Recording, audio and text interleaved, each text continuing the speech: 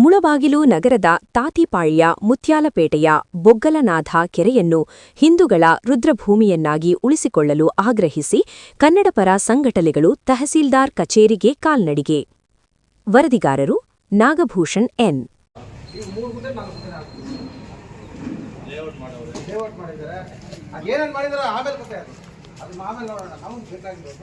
ನಮ್ಮ 10 ಎಕರೆ ಏನಿತ್ತು 10 ಎಕರೆನೂ ಕೊಡಕ್ಕಾಗಲಿ, 15 ಅದರಲ್ಲೂ 5 ಎಕರೆ ಆದರೂ ನಮಗೆ ಋತುಮಾನ ಕೊಡಿ. ಒಂದು ಯಾರಾದರೂ ಮನೆಯಲ್ಲಿ ಹೆಣ ಬಿದ್ದರೆ ಆ ಹೆಣ ಅವ್ರು ಸತ್ತಿರೋ ಬಾನೆಗಿನ್ನ ಅವ್ರು ನೆತ್ಕೊಂಡು ಹೋಗಿ ಅಲ್ಲಿ 3 ವರ್ಷದೊಳಗೆ ಆ ಬಾನೆಗಿನ್ನ ಇಷ್ಟು 4 ಲಕ್ಷ ಆಗುತ್ತೆ.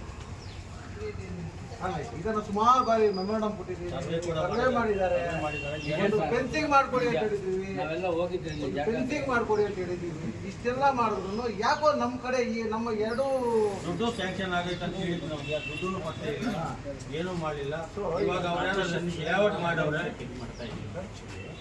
ಸರ್ವೆ ಮಾಡಿಸ್ಬಿಟ್ಟು ಒತ್ತುವರಿ ಜಾಗ ಏನಿದೆ ನಾವು ಬೆಳೆಸಿ ಕಾರ್ಪೊರೇಷನ್ಗೆ ಹ್ಯಾಂಡ್ ಓವರ್ ಮಾಡಿ ಅಲ್ಲಿಂದ ಅಭಿವೃದ್ಧಿ ಮಾಡಬೇಕು ಅಂತ ಸರ್ವೆ ಮಾಡಿ ಅದೇನಾಯ್ತು ಅದನ್ನು ನೋಡಿ ಸರ್. ಈಗ ನಿಮ್ಮ ಕರ್ನಾಟಕ ರಾಜ್ಯದ ನಿಮ್ಮ ಅಧಿಕಾರಿಗಳಿಂದ ಬದುಕಿರ್ತಕ್ಕಂಥ ಜನಸಾಮಾನ್ಯರಿಗೆ ಅನುಕೂಲ ಮಾಡಿಕೊಡೋಕ್ಕೆ ನಿಮ್ಮ ಕೈಲಿ ಆಗ್ತಿಲ್ಲ. ಅಟ್ಲೀಸ್ಟು ದೈವಾಧೀನ ಆದ್ಮೇಲೆ ಆದ್ರೂ ಇಡೀ ಕುಟುಂಬ ಆ ನೋವಿಂದ ಹೋಗಿ ಆ ಒಂದು ಹೆಣನ ತಗೊಂಡೋಗಿ ಮಣ್ಣು ಮಾಡಬೇಕು ಅಂತೇಳಿ ಹಳ್ಳನ ಹೊಡೆದು ಕಡೆಗೆ 2-3 ಅಡಿಗೆ ಕಲ್ಲು ಬಂಡೆ ಸಿಕ್ತು. ಆ ಕಲ್ಲು ಬಂಡೆ ಸಿಕ್ಕಿದ್ದಂಗೆ ಅದನ್ನ ಯಾವುದೇ ಕಾರಣಕ್ಕೂ ನಮ್ಮ ಹಿಂದೂ ಸಂಪ್ರದಾಯದ ಪ್ರಕಾರ ಅದನ್ನ ಮತ್ತೆ ಮುಚ್ಚಿ ಬೇರೆ ಹಳ್ಳ ಹೊಡೆಯೋಂಗಿಲ್ಲ.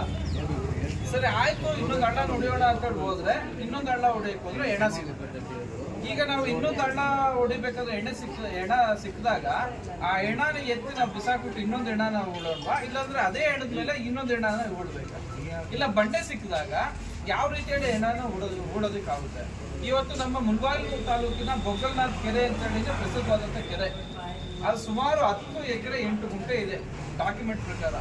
ಅದನ್ನ ಈಗಾಗಲೇ ಯಾರು ಒತ್ತುವರಿ ಮಾಡಿದ್ದಾರೆ ಆ ಒತ್ತುವರಿ ಮಾಡಿರೋದನ್ನ ತೆರವುಗೊಳಿಸಬೇಕು. ಮಶಾಣ ಜಾಗನ ಮಶಾಣಕ್ಕೆ ಅಂತೇಳಿ ಹಿಂದೂಗಳ ರುದ್ರಭೂಮಿಗೆ ಸೀಮಿತಗೊಳಿಸಬೇಕು ಅಂತೇಳಿ ಈಗಾಗಲೇ ಆದೇಶ ಕೂಡ ಆದಂಗಿದೆ.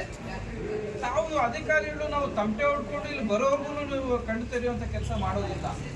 ಇವತ್ತು ನಮ್ಮ ಇಡೀ ದೇಶದಲ್ಲಿ, ನಮ್ಮ ಭಾರತ ದೇಶದಲ್ಲಿ ಯಾರಾದರೂ ಭಾರತ ದೇಶನ ನುಂಗ್ತಾ ಇದ್ದಾರೆ, ನುಂಗಿ ನೀರು ಕುಡಿತಿದ್ದಾರೆ ಅಂತಂದ್ರೆ ಯಾವ ಕಳ್ಳರು ಅಲ್ಲ, ಯಾವ ಮುಟ್ಟಾಳರು ಅಲ್ಲ, ಯಾವ ಅನ್ಎಜುಕೇಟೆಡ್ಸು ಅಲ್ಲ.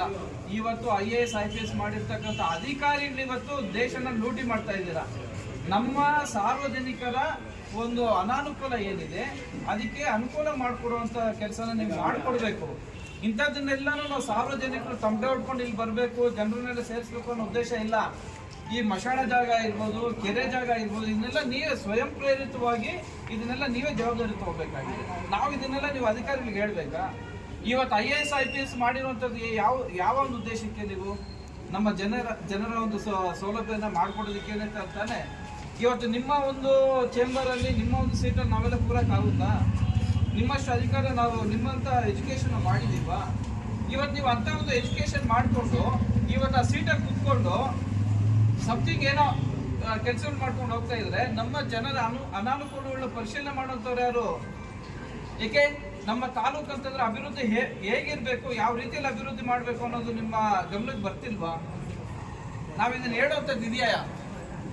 ಇವತ್ತು ಪ್ರತಿಯೊಂದಕ್ಕೂ ನಾವು ತಮಟೆ ಹೊಡ್ಕೊಂಡು ಬರಬೇಕು, ಪ್ರತಿಯೊಂದಕ್ಕೂ ನಾವು ಜನರನ್ನ ಸೇರಿಸಬೇಕು ಅಂತಂದ್ರೆ ಅಧಿಕಾರಿಗಳು ಓದಿರುವಂತ ಸಬ್ಜೆಕ್ಟ್ ಏನು? ಅರೆ ಮುಳಬಾಗಿಲು ತಾಲೂಕಲ್ಲಿ ಮಶಾಣ ಇಲ್ವಾ? ಆ ಮಶಾಣಕ್ಕೆ ಒಂದು ಸೀಮಿತವಾದಂತ ಜಾಗನ ನಾವು ಯಾಕೆ ಇಡಬಾರ್ದು, ಯಾಕೆ ಕೊಡಬಾರ್ದು? ಬೆಂಗಳೂರಿಂದ ಯಾರೋ ಬರ್ತಾರೆ ಗೂಗಲ್ರು, ಅವ್ರಿಗಾದ್ರೆ ಚೇಂಬರ್ ಅಲ್ಲಿ ಕೂರಿಸಿ ಅವ್ರಿಗೆ ಟೀ ಕಾಫಿ ಕೂಲ್ ಡ್ರಿಂಕ್ಸ್ ಎಲ್ಲ ಕೊಡಿಸಿ ಎಷ್ಟು ಎಕರೆ ಬೇಕು